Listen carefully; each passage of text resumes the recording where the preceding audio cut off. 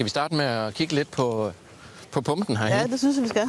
Biolog Torben Ebbensgaard og projektleder Maria Rørby Madsen er på vej ned mod det område, der i dag er drænet landbrugsjord, men som i fremtiden skal være vådområde. Et fristed for odder, padder og ynglefugle. Se, her står den helt gamle pumpe. Den har så sørget for at holde øen tør, og det er den der kører nu. Og det er den, der kører nu. Ja. Og det er den, vi skal have stoppet. Det er den, vi skal have stoppet. Ja. Hvor det tidligere var fuldstændig afvandet, var afvandede marker. Nu bliver der et naturområde, så der vil være masser af steder herinde, hvor at det vil blive bedre for biodiversiteten generelt.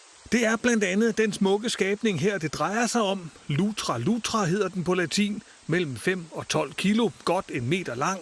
Odderen er fredet og truet, og så er den spottet i en afvandingskanal på Egholm, som nu skal inddrages i forbindelse med motorvejen. Man fjerner faktisk 9.000 kvadratmeter af den der kanal herhenne, hvor man fandt spor af odderen.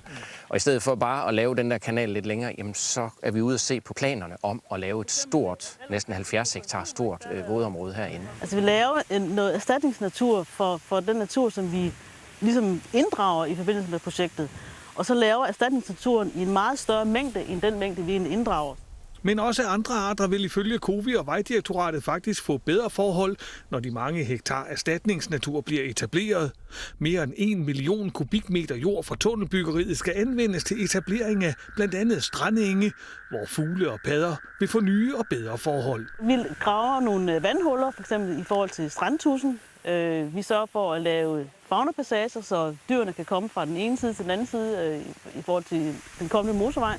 Det er skidt med en motorvej, men vi kan heldigvis sætte et plaster på såret, som er ret solidt. Både COWI og Vejdirektoratet er enige. Motorvejen over Egholm er en klar opgradering af vejnettet i Nordjylland.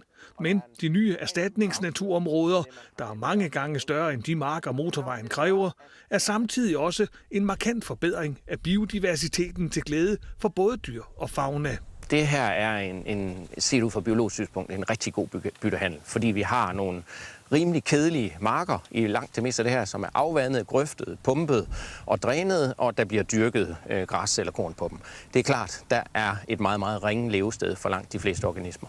Nu får vi et stort vådområde. Vi får jo optimale levesteder for odder, for strandtudse og for mange kystfugle, og for rigtig meget biodiversitet ude. Så det er en rigtig god byttehandel i det her tilfælde.